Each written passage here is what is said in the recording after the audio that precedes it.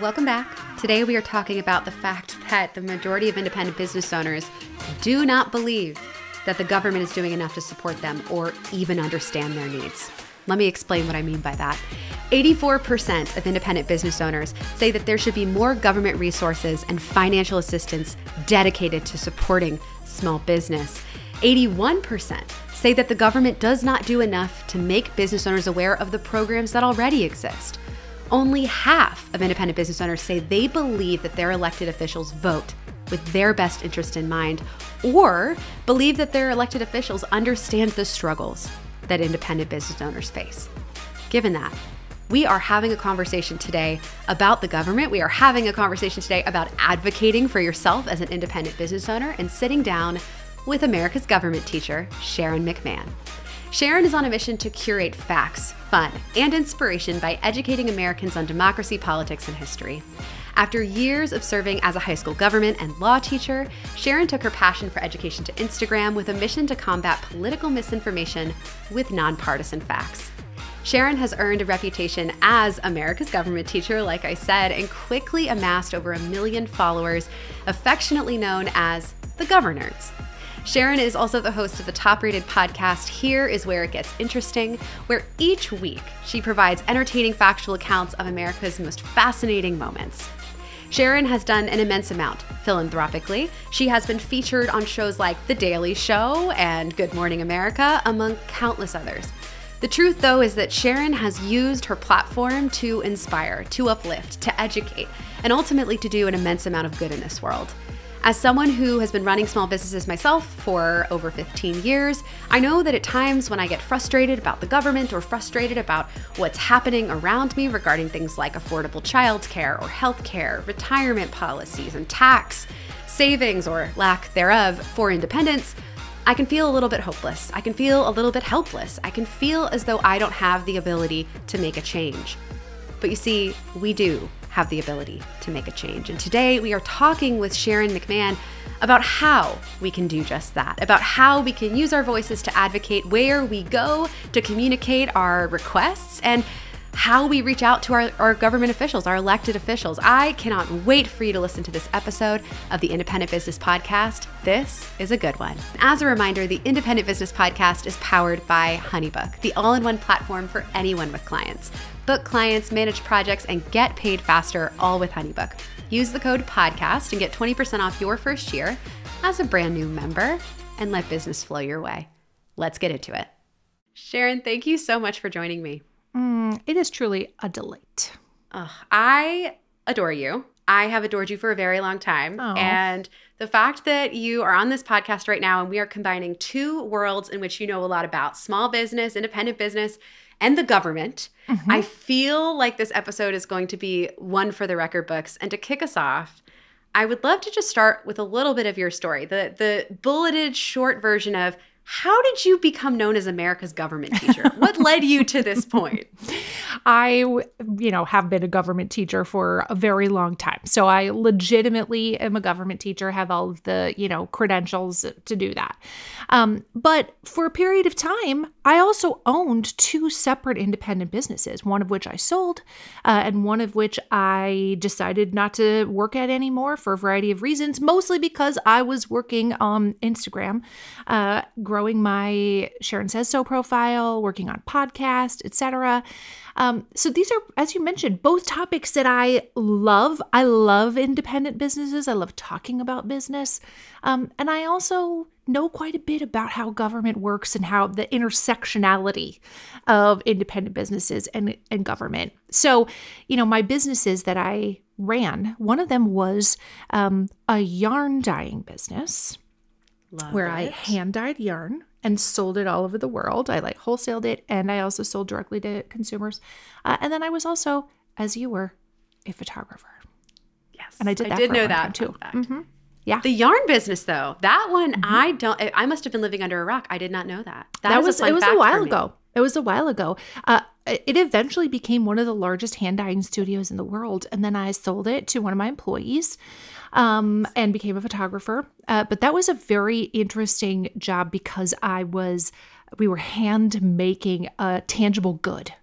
not just, working in a digital space like photography often is. People do sell products, of course, but it's more of photography is less tangible than yarn is. So interesting. Yeah, that's incredible. Myself, obviously you mentioned I've been a photographer, and that was kind of my first business. And in that journey of, leaving, I graduated from college, and instead of going and getting a corporate 9-to-5 W-2 job, I went full time into my business. Immediately was confronted with the fact that a lot of the system in the US is not built for what I did. It's not built for the independent business owner, right? So much of what we gain from employment with a larger company, are the benefits that you need. Healthcare, your retirement's through your employer, parental leave is through your employer if you have it at all. And I could go on and on and on, but leaving college and going full time into this business, I think I realized rather quickly, wow, this system was not built for business owners. And I felt a little bit powerless. I didn't know, is this the way it's always going to be? Is this the way it always has been? What can I do to change it? And I know a lot of business owners in our community feel the same about a wide variety of issues. Everyone is passionate about something a little different that impacts their business. And so I want to kind of lead into that and ask, in regards to advocacy, if there is something, we want to advocate about, or we want to get in touch with our government officials about, where should a business owner start? How can we make sure that we're equipping ourselves with accurate information to go forth and have those conversations? How do we even have them? Where do we have them? Help, Sharon, help. Yeah. Well, I think we tend to view government, first of all, too bigly and too broadly. We tend to think that it's the president and Congress. And if we have a problem, we should write an email to our congressperson. And then we feel like, but they're never going to respond and nothing's ever going to change. That tends to be how we feel about it. But I would really encourage people to think much smaller when you're thinking about your independent business and government. Because the vast majority of policies that are going to be affecting your business are occurring at a state or a local level, depending on what kind of business you're running. And if you're listening outside of the US, this may not be the most applicable advice, but chances are good there is a local office that you could work with. You don't need to go directly to your national government. So people's ability to impact government at a state and local level is exponentially more than you realize. We think of, I have 2 senators that represent my whole state of 35 million people. They don't care about me. But you know who you actually have a very good chance of getting on the phone is the person that represents you in your state legislature or the person on your city council. One resource I can recommend to people is a website called openstates.org. And you would go there, you would enter the address of your independent business, and you would, it immediately displays on the next screen who represents you in your state legislature, what their names are, what their email addresses are, phone numbers, mailing addresses. And you can then very quickly and easily reach out to them. And I will tell you that if you are polite, professional, and persistent, 3 things that most independent business owners know how to be, right? We all know how to be polite, professional, and persistent. You can make things happen. You can get people on the phone. You can attend a hearing. You can advocate for a position. You can say, we need better X in this state. And your ability to make your voice heard with polite, professional persistence is actually extremely good. If you ask anybody who represents you in state or local government, how good are my chances of being able to influence or impact something if I'm polite, professional, and persistent? They will all tell you the same thing. Actually, quite good. You can come to I will interview you. We'll advocate for a bill together. So whatever the issue is that you're having in government, if you just keep those sort of 3 Ps in mind and think smaller, think about your city or your state and not about Congress, I think you'll find more receptivity than you anticipated. We've experienced that here in Annapolis where I live. My husband is super passionate about a lot of niche topics. I've joked about this on the podcast before. Crosswalks, bike lanes, pedestrian infrastructure. That's his thing. Now, he's also, though, very passionate about outdoor dining and local businesses and how businesses have access to that dining. And so you're spot on. Everything you're saying, I'm like, that is exactly what Hugh did. He wanted outdoor dining to remain after they were lifting a lot of the, kind of emergency policies that they put out during COVID. And he went and testified at the city council meeting, and he was a part of kind of advocating for just a handful. There's not very many of the independent restaurants in my little neighborhood, but he went and he advocated on their behalf and in alignment with kind of a bunch of others in our neighborhood, and they extended it. And so it's interesting to see that you're right. I think on the local level, he got responses rather quickly. He's had crosswalks put in by being very persistent. I joke that they probably see his email come in and they're like, oh, Mr. Hayes is at it again. But they also probably know that he's not going to give up. And so they might as well just acquiesce right away, because he's going to keep being politely persistent about it until they fix it. Absolutely. Right? Absolutely. Yeah. And I think just for us as business owners, we should feel as though, we can do the same, that we can be vocal about the things that matter most to us. As I mentioned earlier, the entire American system is sort of structured for corporate workers, right? Or at least it's not structured for independent businesses. We can put it that way. And there are specific things that, you would in the US kind of expect your employer to have given you. Healthcare is an example, setting up a retirement if you're lucky. Again, parental leave if you're lucky. Not all of these things are available to everyone, but a lot of companies do cover that overall for their employees, as opposed to maybe, let's say, it coming from the government. And I'm just curious if you know, what is the history on that? Why is that? Why is that sort of our system as opposed to other options that exist in other countries around the world? Well, first of all, health insurance is actually a relatively modern invention, right? They didn't have health insurance in 1776. There was no I got Blue Cross. That wasn't a thing. Hospitals themselves didn't exist until the Civil War. So when we think about, the modern medical system, healthcare system, et cetera, we really see that developing in the later part of the 20th century. We think about Social Security developing during the Great Depression, but a lot of our current programs like Medicare and Medicaid that have government availability of some type of health insurance, that actually didn't really get going in the way that we know it until the 1960s. So Harry Truman, who was president after FDR died beginning in 1945, actually advocated for a national health insurance plan. And he got shot down by Congress. They were like, we can't, we're not doing that. And we actually have other, if you think about the type of health insurance they have in Canada, Health Canada is a single payer healthcare system. The government, the doctors are not government employees. They are, independent employees, or they work for a hospital or whatever, but the only group that pays their bills is the government. So that's a single payer system. It is exactly, in many ways, like what Medicare is, where you go to the doctor and then who pays the bill? The government. Right?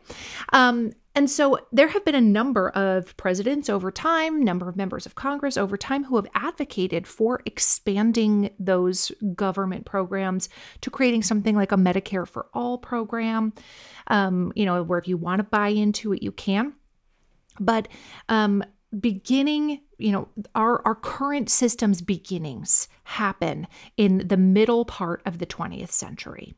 So you can directly trace this employer-based system to the advent or to a post-World War II economy, is what I should say, a post-World War II economy. And people have made various attempts at changing it. You can think about things like Obamacare, creating healthcare exchanges, because it is so very difficult for independent business owners to afford or even obtain insurance because of how small the risk pool is. It can be prohibitively cost expensive. So the history behind it is that various people over the years have tried to create a system that is based at the high level government. Let me say that again. They have tried to create a system. Some people over the years have tried to create a system that was not based on your individual employer, but that was based on a bigger, broader, societal, systemic system. I can also tell you that one of the reasons that people took Harry Truman's idea of national insurance and they were like, no, we're not doing that, is because of the Red Scare. It's because of America's deep-seated and lingering, ongoing to this day, fear of communism. And the idea that big, huge government control over these types of things equaled godless communism. That is, they were truly equivalent to many people. And still to this day, many people equate those things. They would say that the government control of things like healthcare is too much government control. People have a variety of viewpoints on what the government's role in this should be. But you can trace it right back to the 1950s. Wow. I didn't know that history. This is great. I should be taking notes, and I'm going to replay this and take some notes. I didn't understand any of that, but it's interesting when you say even things around the Red Scare, it provides a little bit of context into some of the narratives that I always heard growing up, like from my grandparents, around how they felt politically regarding something like healthcare.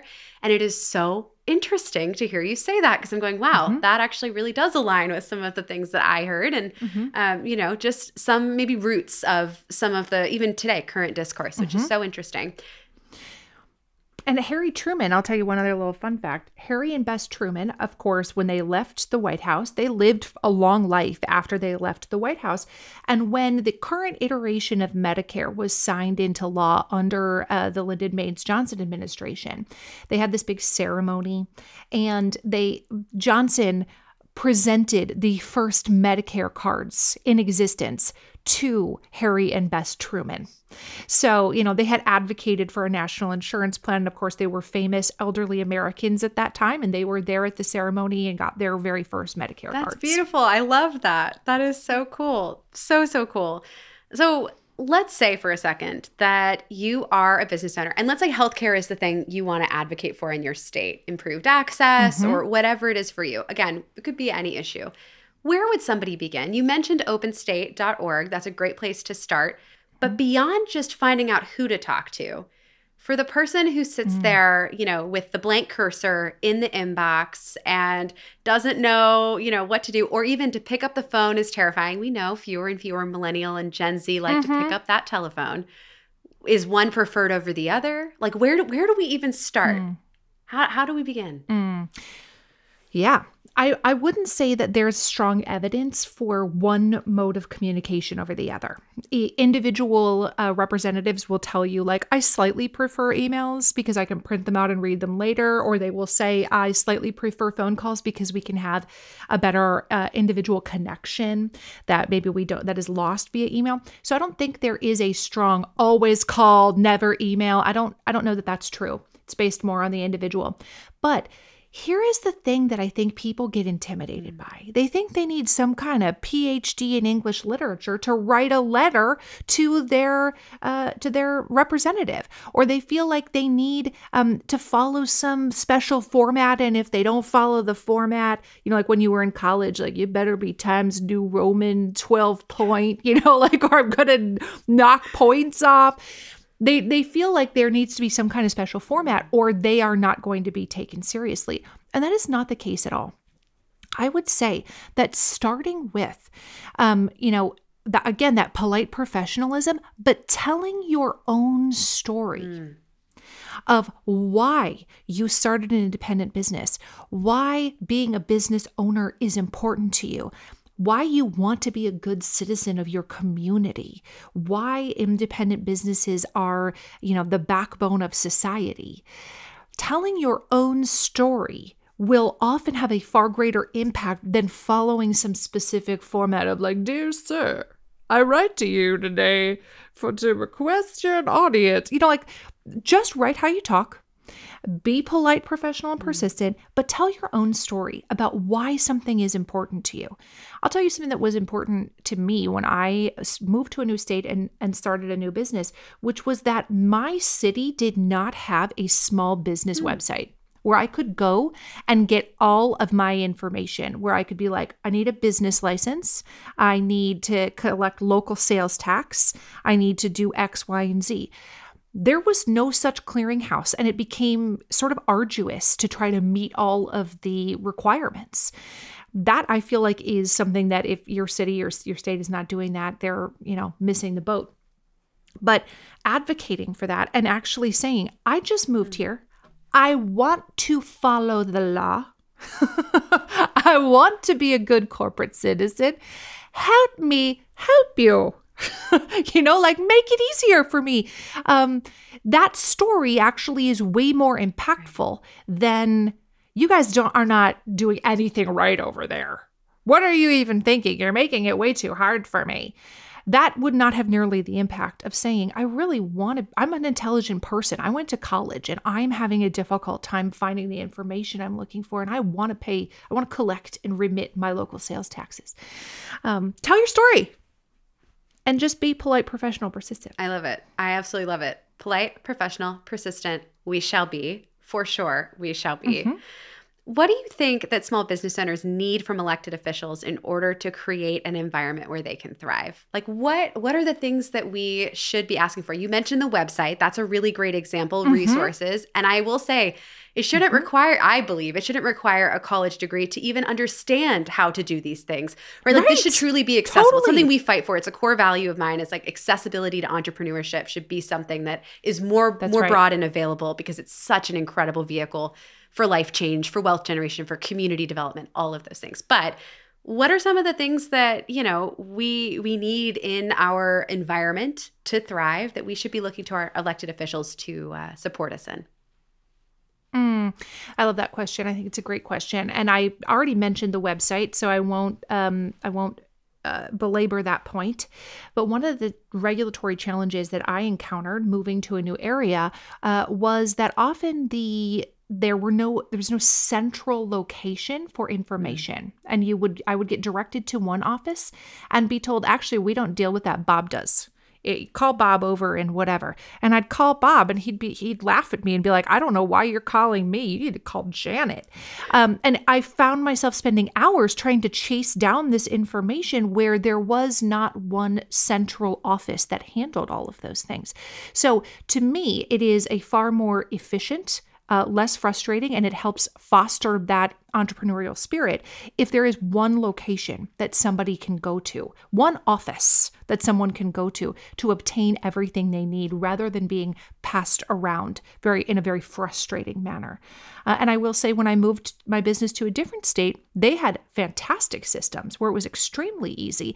And I really in that moment felt like this regulatory environment, it fosters my desire to locate here way more than it did on the other side of the bridge, where it was far more challenging. So that is something that will benefit your community's entrepreneurial spirit as a whole. If there's one place you can go, I would advocate for starting that sort of location. Another thing that I think is very useful, and I have made use of this myself, is mentorship programs. One of the things that really intimidated me as a small business owner, I worried about doing it wrong, I worried about the repercussions of doing it wrong, was how to keep my books and how to do my taxes and how to, as a teacher, I never learned any of that. And people get whole degrees in accounting. You know what I mean? It's too much. It's too hard. And there are, turns out, some great software programs now that really make things easier. But nevertheless, the real world implications for getting it wrong can be very serious. So I would advocate for, by the way, I was actually living in Maryland at the time. And I, through a program that Maryland offers, was paired with a great mentor because I told them, I really need help with accounting. I do not know how to do any of this. And they actually paired me with a volunteer retired accounting professor who just was like, here's what you got to do. It's very simple. You need to know these 10 things. That's really what you got to worry about. You don't have 150 million employees. If it's just you, start small. You don't need to know how to do accounting for a Fortune 500 company with offshore profit sectors. You only need to know what actually applies to you. So those kind of mentorship programs that pair people with expertise, with people who need their expertise, are things that are government programs that don't cost that much money to administer, because most of the mentors are volunteer or they receive a small stipend, but can go a really long way to, it gave me the confidence to go ahead with the business idea that I had. I felt too, pardon me, I felt too overwhelmed without being paired with that mentor.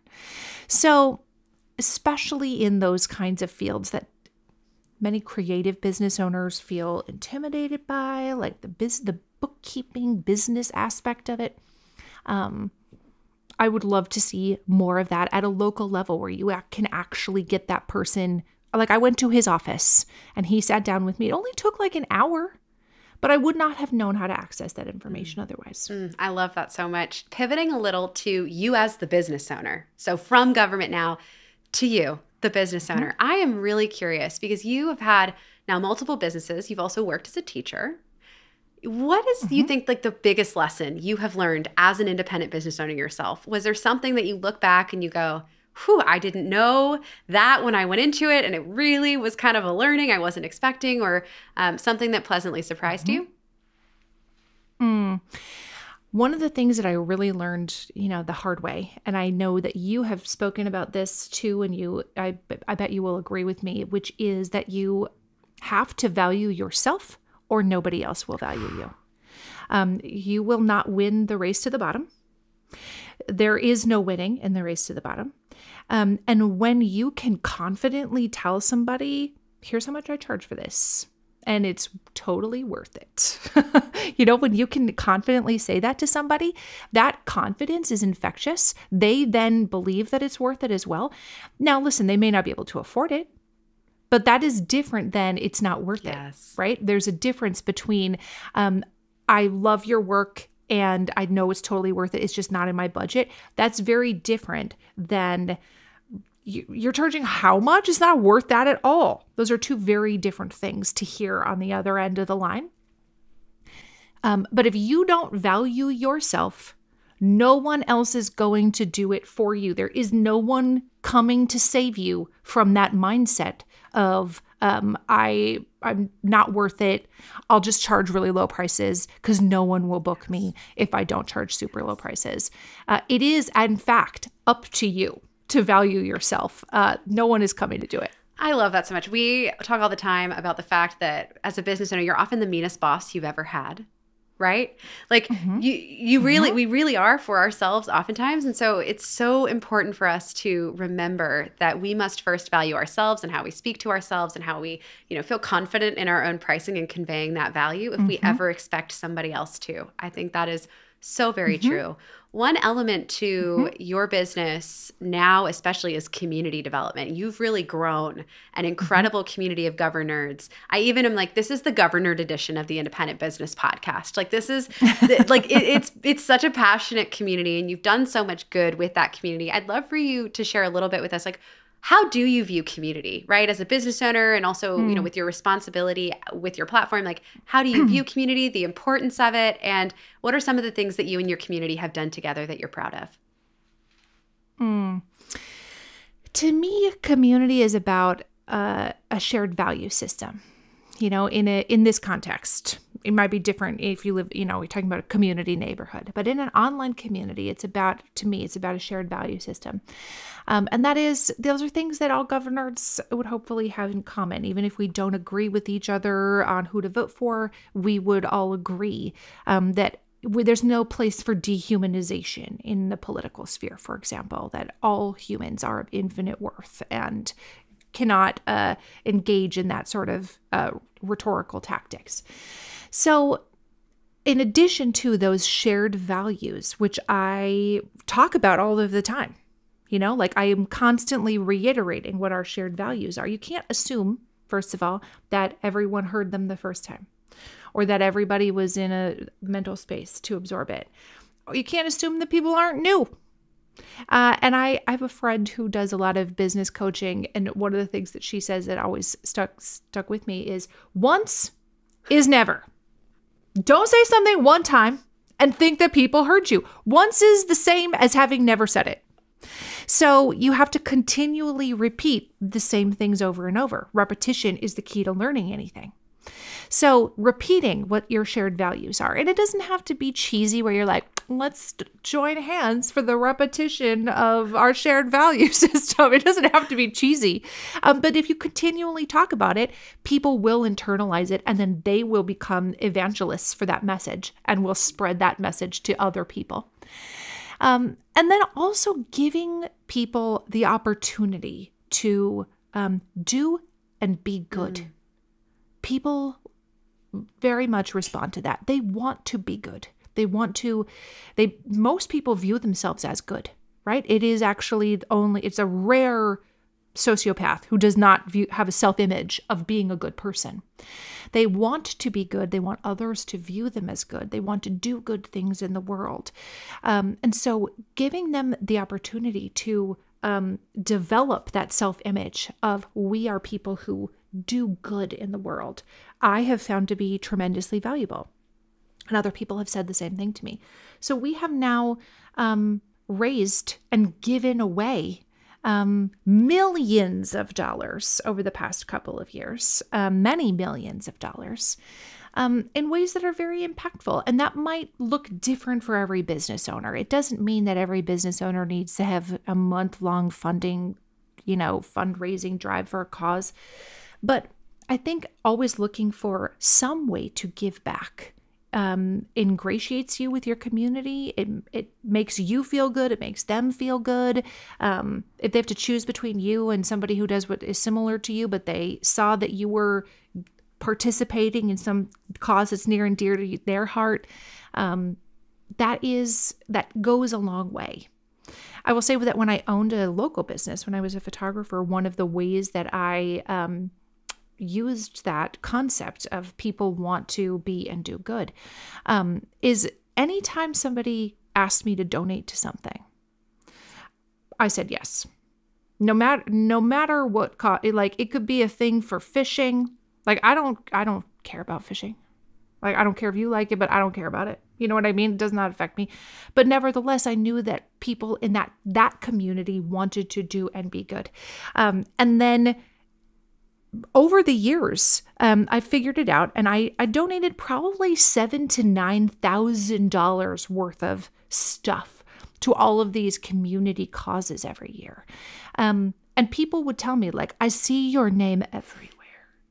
And that was, not just a smart marketing idea, but it also helped connect me to my local community as somebody who cares about the causes that other people care about. Amazing. And small business owners in general have a desire to do good in their community. There have been so many interesting conversations around that. I remember for Giving Tuesday, I shared a statistic just, about the fact that small business, independent business does actually give back more than larger companies do when you kind of look at it at 100%. Scale. Yeah. And so I think it's an amazing way that we can think about, the clients we serve, the communities we're cultivating. And I love how you described, like, when you were a photographer, being able to actually use your craft to give back as well. I no longer shoot professionally, but last year, HoneyBook has VTO hours, which are volunteer time off hours. It's paid time to go volunteer in your community. Very cool. And I recommend, for anyone who, if you are working full-time and you have something like that, take advantage of it. If you can instill that in your company with your employees, do it. I went and used my camera and photographed at a regional accessible boating center here in Annapolis that basically makes sailing truly accessible for everyone. And so it was cool to go and create some marketing materials for them. It was just 2 hours out of my day, but it's a way to give back and use your craft for good. And there's so much power in doing that. As we wrap up today's conversation, I first of all want to say I feel super empowered. I know where to go. I know who to reach out to advocate. I know that I can do good and be good, especially in community with others. I want to ask a question, as this is a podcast about the science of self-made success. Sharon, what do you believe is the biggest differentiator between the businesses that succeed and the ones that fail? I'm not going to get into all of the stuff about like product development and like, R&D. That's not my wheelhouse. But I will say that nobody ever achieved anything great without a true commitment to persistence. And that is what will differentiate the vast majority of successful business owners from people who are not, is the willingness to show up every day and to continue to try. You can have the best product in the world or the best service in the world. You can be the best makeup artists or the best hairstylists or make the best journals or whatever it is.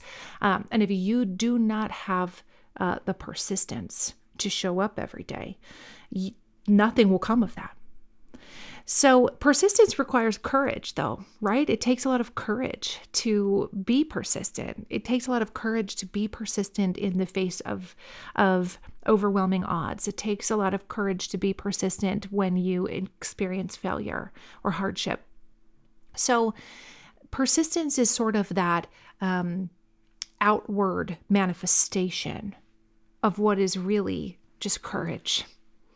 And to me, it's the people who have the courage to continue to try that are the successes. Sharon, thank you so much for joining me and for being a guest on the Independent Business Podcast. For listeners that want to know more about you, maybe they're not a governor yet, but now they're itching to become a governor. Where can they go? Where can they find you? You can find me on Instagram at Sharon Says So, or you can also listen to my podcast, which is called Here's Where It Gets Interesting, wherever you get your podcasts. It's so good. And I got to be a guest on Sharon's podcast and we had fun. It's just, it's such a great listen. So if you're listening to, if you need a podcast that just really, you walk away learning something you never knew would fascinate you as much as it does, that's where it gets interesting. And here's where it gets interesting. Your podcast is definitely a great listen. Sharon, thank you so much for coming on. I've really loved our conversation. It's been a pleasure. Thanks, Natalie. That ends our episode of the Independent Business Podcast. Everything that we've discussed today can be found at podcast.honeybook.com. Head to our website for access to show notes, relevant links, and all of the resources that you need to level up. And if you've enjoyed today's episode, be sure to subscribe to the podcast so that you never miss our future content.